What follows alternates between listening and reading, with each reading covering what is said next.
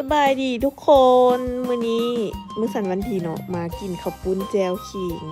เราจะมาเบิ่งวิธีการปรุงเลยทำอิฐก็ใส่ขิงเนาะใส่น้ำปลาแดกยวกๆไปเลย2บวงคนเลยเข้ากันเผ็ดขนาดเลยสุดจัดแล้วก็ต่อมาแมนหมากถั่วงอกอันนี้แมนมีผักเนาะผักเพิ่นจะให้มามีกะหล่ำแล้วก็มีหัวไก่ของเฮาเองเนาะอันนี้เฮาจะใส่กะหล่ำแล้วก็ใส่เขียบหมูลงไปนำอันนี้แม่นวิธีการปรุงเนาะโอ้ต่อมาก็ใส่ปลาแล้วก็คนให้เข้ากันอันนี้แม่น30กีบเนาะแล้วก็ซีนงัวเบิ่งน้ำแม่ปลาโคตรเค็มเลยเป็นแต่แซ่บโซยเข้าไปคำนึงตอนนี้เจ็บท้องขนาดเลยต่อมากินข้าวแล้วก็ต้องกินหวานมาเจอกันกับกะแลมเนาะอันละ10,000กีบหวาน